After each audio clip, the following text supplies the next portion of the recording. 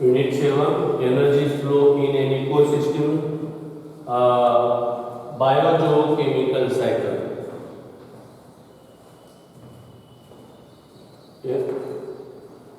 बायोजिओकेमिकल cycle जैव भूरसायनिक चक्र यातला हा पोर्शन नेक्स्ट पीरियड कंप्लीट आणि हा portion have start in our in period. Look at the biogeochemical cycle. The gaseous cycle is a speedier cycle than the sedimentary cycle. Listen students, the gaseous cycle is a speedier cycle than the sedimentary cycle. अवसादन चक्रापेक्षा वायू चक्र वेगाने वाहते किंवा वेगाने घडते. अवसादन चक्रापेक्षा वायू चक्र हे वेगाने घडते. For example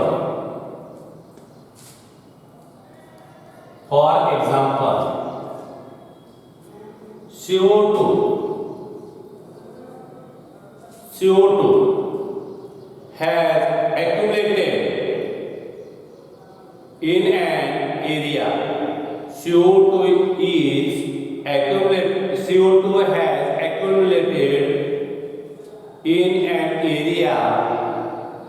It is quickly dispersed of wind. The wind are absorbed by the plant.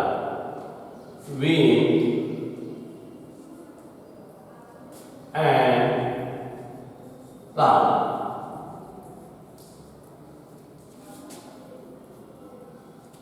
CO2 has accumulated in an area.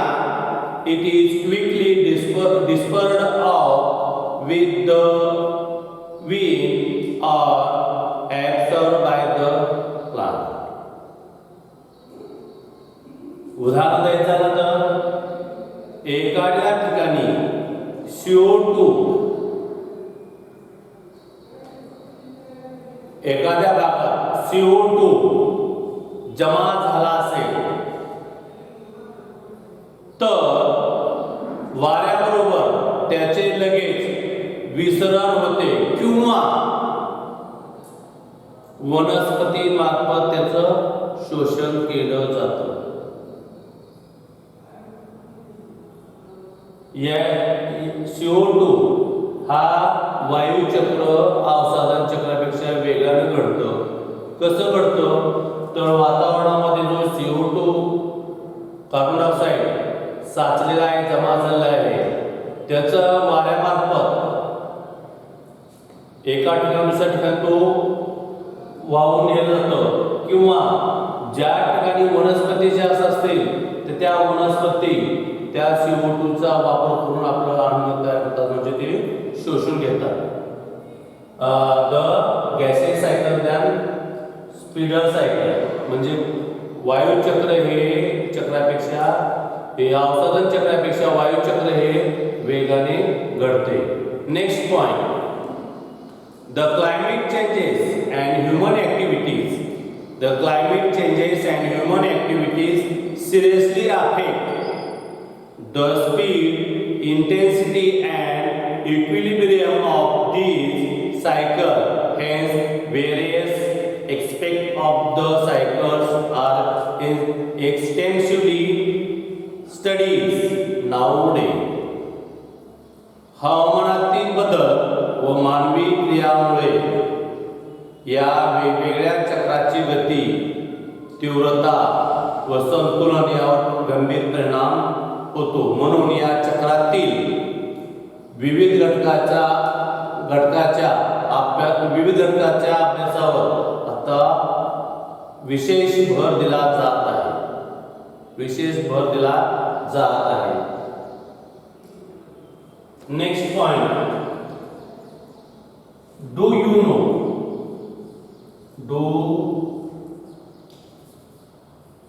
you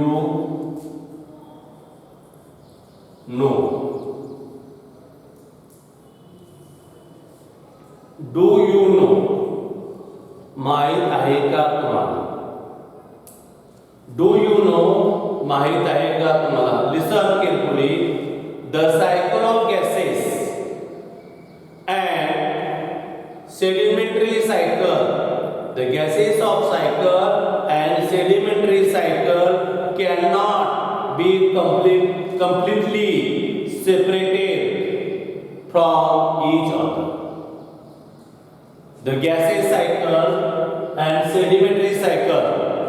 The gaseous cycle and the sedimentary cycle cannot be completely separated from each other.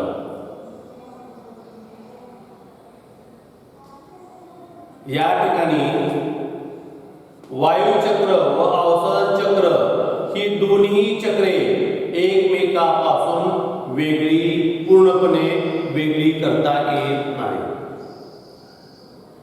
Repeat again students.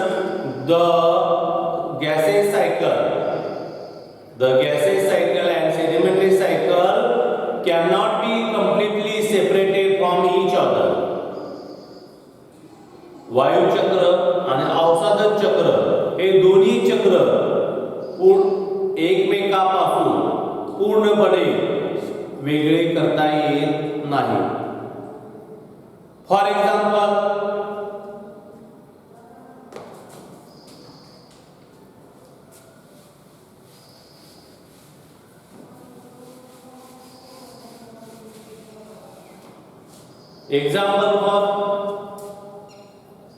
example nitrogen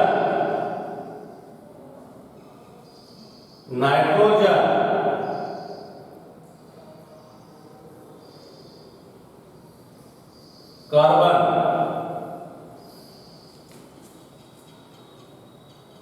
nitrogen is present in the form of the gas of atmosphere. Nitrogen is present in the form of a gas in the atmosphere and in the form of compound like nitrogen oxide is the soil and sediment. Soil and sediment. Nitrogen is present in the form of gas in the atmosphere and in the form of compounds like nitrogen oxide. Nitrogen oxide in atmosphere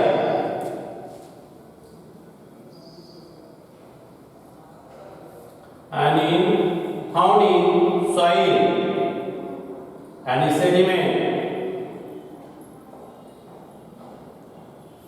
Soil and sediment. Nitrogen are found in atmosphere and nitrogen oxide in compound संयुगाच्या स्वरूपात. In compound nitrogen oxide are present in soil and sediment. उदाहरणार्थ nitrogen वायुरूपात वातावरणात आढळतो तर nitrogen oxide या संयुगाच्या स्वरूपात मृदेत किंवा अवसादांमध्ये आढळतो. आता नेक्स्ट एक्झाम्पल आहे carbon dioxide. Look at similarly carbon occur in abiotic in abiotic carbons. Similarly carbon occurs in abiotic in coal.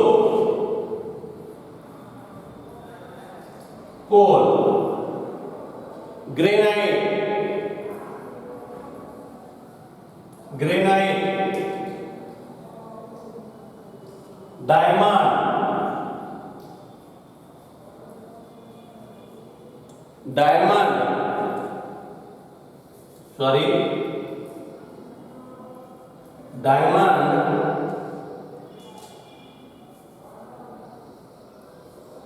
diamond, fourth, limestone. Look at Similarly, carbon occur in abiotic in coal, granite, diamond, limestone.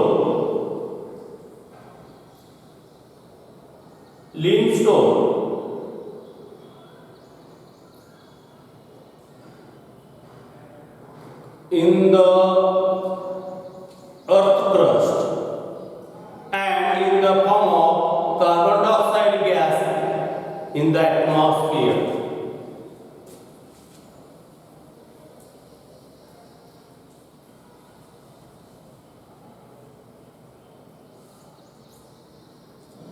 Look at in earth crust, coal, granite, diamond, limestone are occurring earth crust.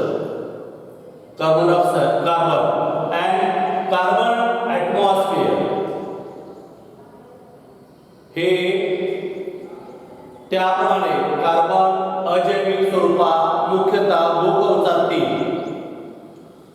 दगडी कोळसा, granite, diamond means हिरा आणि लिमस्टोन म्हणजे चुनखडी हे भूकवचामध्ये पृथ्वीच्या भूकवचामध्ये हे carbon आपल्याला या स्वरूपामध्ये आढळतो. तर वातावरणामध्ये CO2 in atmosphere CO2 in gases found in the atmosphere. हा वातावरणामध्ये वायूच्या रूपात हा CO2 आढळतो. Look at generally carbon is present in plant and animal for much shorter duration than the coal. Plant and animal. Plants, animals,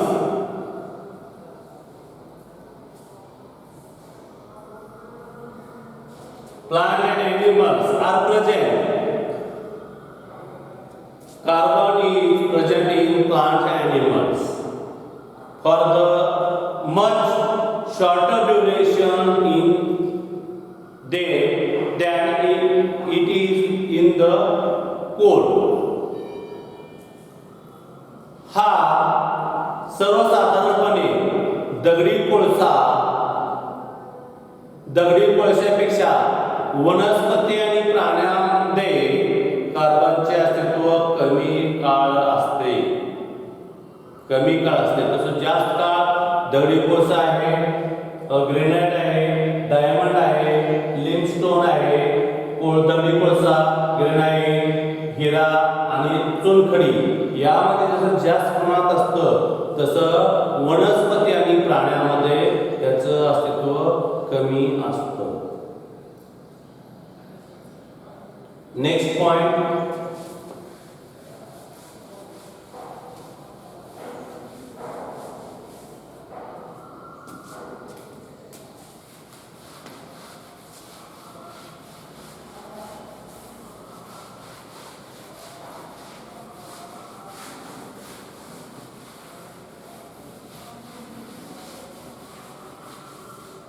carbon cycle.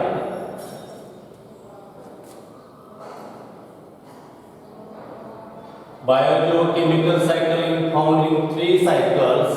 Which are the names of the 3 biogeochemical cycle in 1? Carbon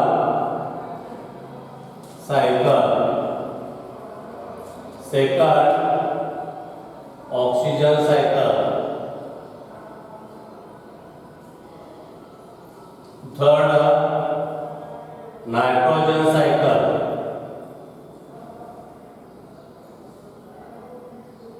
Are 3 cycle found in the earth atmosphere. Study first cycle. The name of carbon cycle. Look at what do you mean by carbon cycle? What do you mean by carbon cycle? The circulation and recycling of carbon from the atmosphere to living organism and after their death to the atmosphere is called as carbon cycle. Repeat again, student, definition. The circulation and recycling. The circulation and recycling of carbon from the atmosphere to living organism and after their death to the atmosphere is called as carbon cycle.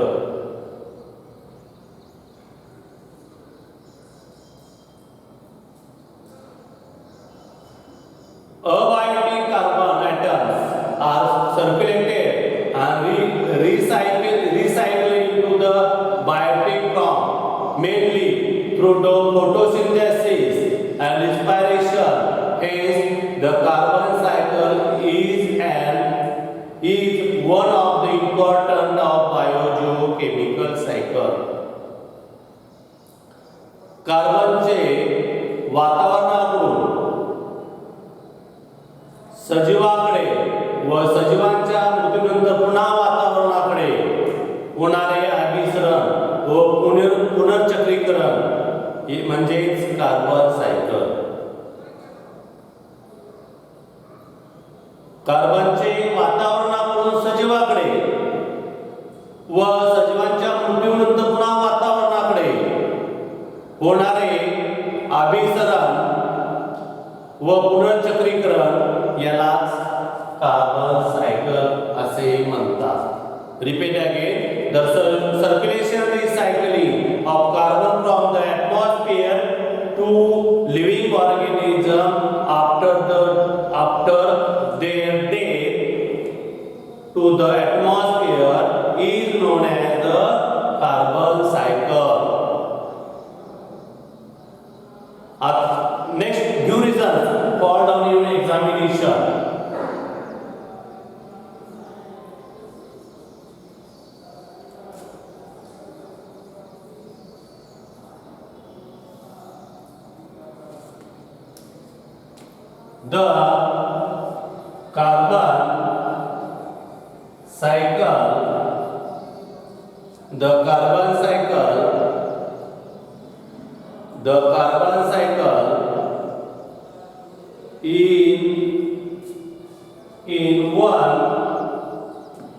The carbon cycle in one of the important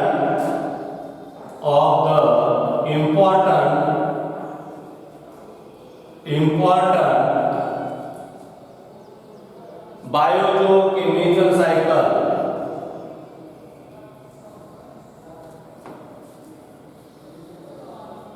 Chemical cycle.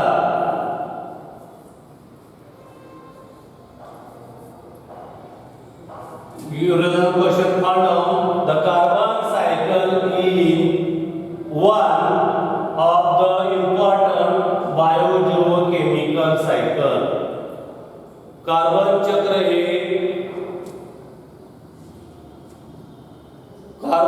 हे एक महत्वाचे जैवभूरसायन चक्र होय. याचा मराठी अर्थ काय होतो? Carbon चक्र हे एक महत्वाचे जैवभूरासायनिक चक्र होय किंवा आहे. या ठिकाणी the carbon cycle is one of the important biochemical cycle. In this reasons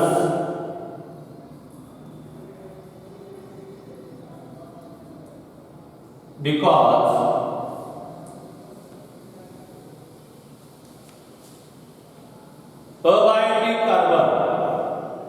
abiotic carbon atoms are circulated and recycled. Abiotic carbon atoms are circulated and recycled into the biotic form mainly through the photosynthesis and respiration. Hence, the carbon cycle is one of the important biogeochemical cycle. Repeat again. Abiotic carbon atoms are circulated and recycled into the biotic form mainly through the photosynthesis and respiration. Hence, carbon cycle is one of the important biogeochemical cycle. म्हणून अजैविक कार्बनच्या अणूचे मुख्यतः अजैविक कार्बनचे अणूचे मुख्यतः प्रकाश संश्लेषण व शोषण प्रक्रियेद्वारे जैविक अभिसरण व पुनर्चक्रीकरण होते. म्हणूनच कार्बन चक्र हे एक महत्त्वाचे जैव रासायनिक चक्र मानले जाते. Next point, students. How many percentage of carbon dioxide in atmosphere? 0.03 percentage. Carbon dioxide from 0.03 of the atmosphere. वातावरणातील कार्बन डायऑक्साइडचे प्रमाण 0.03% या प्रमाणामध्ये असते. Plants convert carbon dioxide into that carbohydrates. Plants convert carbon dioxide into the carbohydrates by the process of photosynthesis. Similarly, they produce carbon compound like proteins and fats. बघा, plants convert carbon dioxide. वनस्पती carbon डायऑक्साइडचे रूपांतर कशामध्ये करतात बघा? Carbohydrates.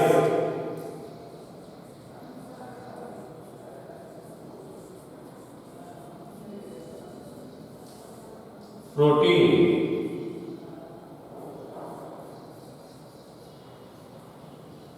Fats,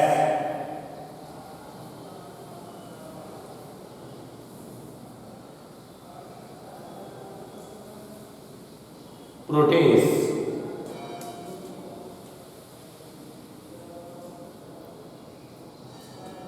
Plants convert carbon dioxide into carbohydrates by the process of photosynthesis. वनस्पती प्रकाश संश्लेषण द्वारे प्रबोधकामध्ये त्याचं रूपांतर करतात. Similarly, they produce carbon compounds like proteins and fats. बघा, रूपांतर करतात. हिरव्या वनस्पती प्रकाश संश्लेषणाद्वारे CO2 चे रूपांतरण कर्बोदकामध्ये करतात. तसेच ते प्रथिने व मेद असे कार्बनी पदार्थ तयार करतात. ते कर्बोदकामध्ये रूपांतर करत असताना या वनस्पती प्रथिने आणि मेद यांचे सुद्धा रूपांतर कार्बनी पदार्थामध्ये करतात. Next point, herbivores feed upon the plants. Herbivores feed upon the plants. शाकाहारी प्राणी वनस्पतीवर अवलंबून असतात. Next point, carnivores feed upon the herbivores. मांसाहारी प्राणी शाकाहारी प्राण्यावर अवलंबून असतात. In this way, biotic carbons is transported from plant to herbivores, from herbivores to carnivorous, and from carnivorous to apex consumers. Listen carefully, students. In this way, biotic carbon is transported from plants, transported to the plants to herbivorous, from herbivorous to carnivorous, and from carnivorous to the apex consumer. म्हणजे वनस्पतीकडून जैविक carbon शाकाहारी प्राण्याकडे जातं, शाकाहारी प्राण्याकडून ते मांसाहारी प्राण्याकडे जातं आणि मांसाहारी प्राण्याकडून ते सर्वच भक्ष्याकडे हे प्रमाण हे जस्ट ट्रान्सफर एकाकडून दुसरीकडे कार्बनचं होत असतं. Eventually after death all type of components eventually after death all types of consumers are decomposed by decomposer like bacteria and fungi, and carbon dioxide is released again into the atmosphere and used by again in living organism. शेवटी मृत्यूनंतर सर्व भक्षकाचे जीवाणू व बुरशी यांच्यामार्फत विघटनाकडून अपघटन होऊन CO2 वायू पुन्हा मुक्त होतो व वायू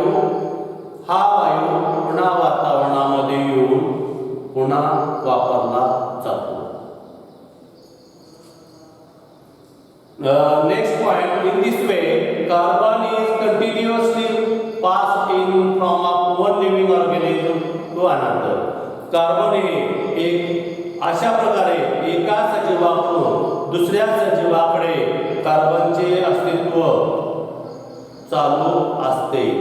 after the death of living organism carbon gases to the atmosphere and again taken by living organism. सजीवाच्या मृत्यूनंतर कार्बन निसर्गाकडे येतो व परत सजीवाकडे जातो. In this chemical reaction process,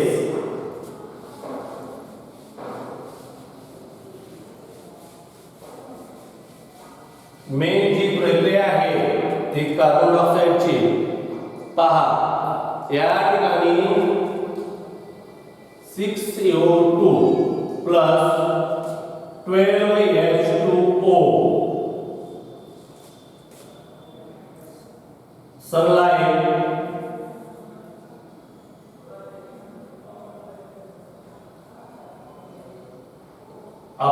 divided upon chlorophyll.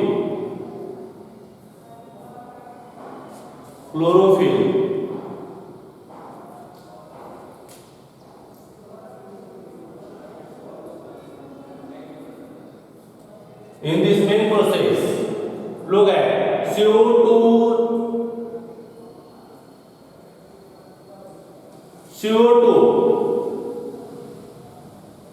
convert into the carbohydrates. CO2 convert into the carbohydrates used by the plants. CO2 चं रूपांतर कर्बोदकामध्ये होतं आणि ते होत असताना तसेच त्याची प्रक्रिया प्रकाश संश्लेषण क्रियेद्वारे होत असताना त्यापासून आपल्याला कार्बनी पदार्थ म्हणजे पृथ्वी आणि मेदाच्या स्वरूपामध्ये कार्बनी पदार्थ आपल्याकडे तयार होतात. या ठिकाणी 6H12O6 plus 6O2 plus 6H2O plus 6CO2 in atmosphere. बघा हे बॅलन्स संतुलन करत असताना हे जे कार्बन 6CO2 plus 12H2O म्हणजे पाण्याचे रेणू आपण किती घेतले, कार्बनचे रेणू किती घेतले, यापासून प्रकाश संश्लेषण मार्फत आणि हरितद्रव्यामार्फत याचं त्याला सनलाईट म्हणजे सूर्यप्रकाश आहे, क्लोरोफिल म्हणजे हरितद्रव्य आहे वनस्पती त्या मार्फत आपला स्वतःचा अन्न स्वतः तयार करत असताना वातावरणामध्ये पूर्वतगार तयार करतात. त्याप्रमाणे प्रकाश संश्लेषण क्रिया पूर्ण झाल्यानंतर वातावरणात बाष्पाच्या स्वरूपात आणि ऑक्सिजन वातावरणामध्ये सोडली जाते वनस्पती. मग आता बघा या ठिकाणी आता कार्बनचे अणू 6, ऑक्सिजनचे अणू 12, या ठिकाणी हायड्रोजनचे अणू 24 आणि ऑक्सिजनचे अणू 12. आता बघा या ठिकाणी 6 म्हणजे हा या ठिकाणी कंप्लीट झाला आहे. कार्बनचे अणू सांगितले, या ठिकाणी हायड्रोजनचे अणू 12 म्हणजे या ठिकाणी 12 राहिले. या ठिकाणी ऑक्सिजनचे अणू या ठिकाणी किती आहे? 12 आहे. मग आपण सॉरी 6 या ठिकाणी पहा, या ठिकाणी 6 घेतले म्हणजे या ठिकाणी 6 राहिले. आता पहा या ठिकाणी आता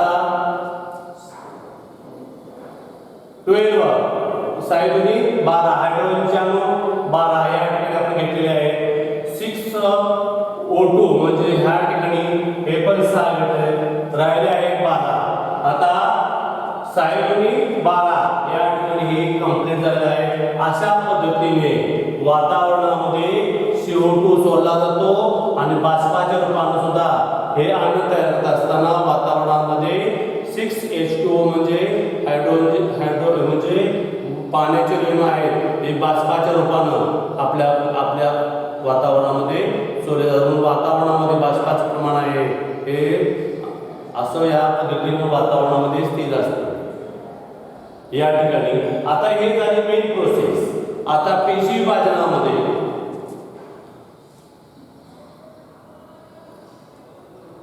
पेशी विभाजनामध्ये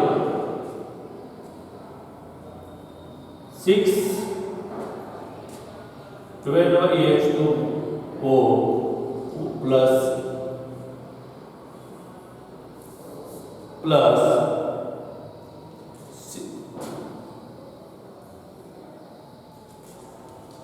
मायटोकॉन्ड्रिया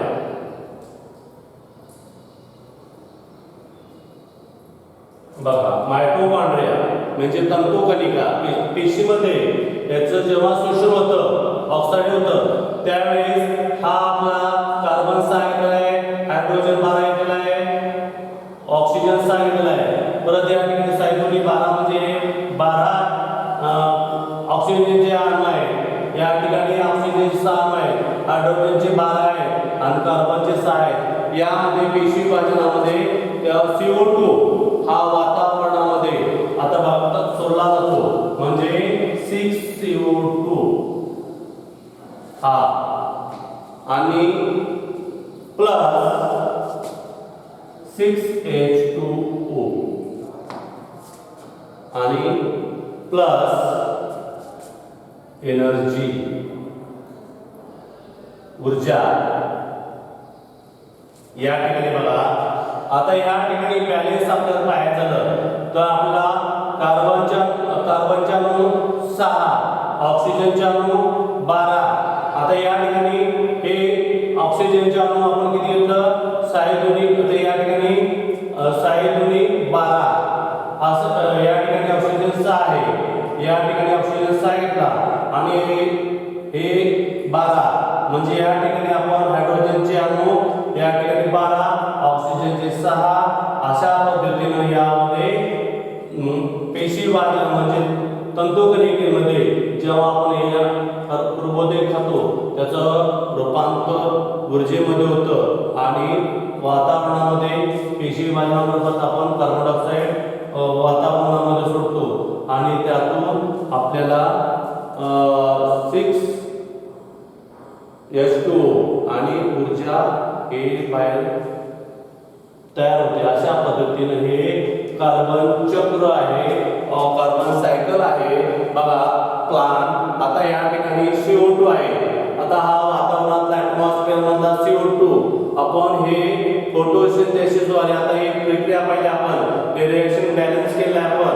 त्यामध्ये प्रकाश संश्लेषण झालं आहे, त्यामध्ये वनस्पती अन्न तयार होत आहे आता हे अन्न आहे हे प्राण्याकडून शोषणामार्फत ते वातावरणामध्ये जातं.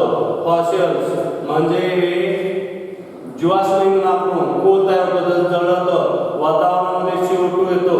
परत यामध्ये डेड ॲनिमल्स, डेड प्लांट्स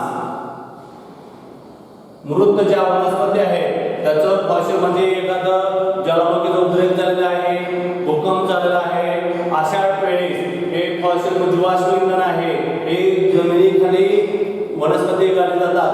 त्यापासून हा जीवाश्म इंधन तयार होतं. त्यापासून कोळसा तयार होतो. कोळशाचा आपण जेव्हा कोळसा जाळला जातो कंबक्शन म्हणजे जल होतं, त्यातून CO2 वातावरणामध्ये टाकला जातो, सोडला जातो. तसंच आहे डिकम्पोजिशन ऑफ डेड ॲनिमल. जेव्हा प्राणी मरतात तेव्हा त्याचं सुद्धा वातावरणामध्ये CO2 येतं. परत फॉसिल पेट्रोलियम जेव्हा प्राणी मरतात तेव्हा त्याच्यात किंवा समुद्रामध्ये जेव्हा भूकंप होतो त्यावेळेस त्या वनस्पती किंवा प्राणी समुद्रामध्ये गाडले जातात आणि फॉसिल जीवाश्म इंधन तयार होतं म्हणजे पेट्रोल तयार होतं. आणि ते आपण जेव्हा इंडस्ट्रीज ट्रान्सपोर्ट किंवा कंबक्शन ऑफ ह्युमन ॲक्टिव्हिटीज जेव्हा आपण एखादं वाहन किंवा एखाद्या एका ठिकाणी दुसऱ्या ठिकाणी माल वाहण्यासाठी आपण वाहन वापरतो त्यासाठी पेट्रोल, डिझेल, केरोसिन तसेच हे वापरत आणि त्यातून मानवाच्या कृतीतून हे तयार होत असतं. मानवाच्या कृतीतून मानव जेव्हा होतो त्यावेळी त्याच्यातून हे ज्वलनातून परत हे वातावरणाकडे येतो. त्यावेळेस हे कार्बन सायकल आहे, चक्र आहे. अशा पद्धतीने कंटिन्युअस हे वातावरणामध्ये रिसायकल होत राहतं. म्हणून हे आया ठिकाणी आपण परीक्षेला तुम्हाला अशा रिकाम्या जागा दिल्या जातात किंवा फिलिंग व्यायाम दिला जातो. आपण त्या ठिकाणी हे सायकलचे चक्र आहे ते पूर्णपणे अशा पद्धतीनं सोडवायचं. आणि समजलं असेल तर, नाही समजलं असेल तर विद्यार्थ्यांनी विचारायला काही हरकत नाही. आणि अशा पद्धतीने हा पॉईंट आपण या ठिकाणी कंप्लीट केला आहे. पुढच्या तासाला पुढला पॉईंट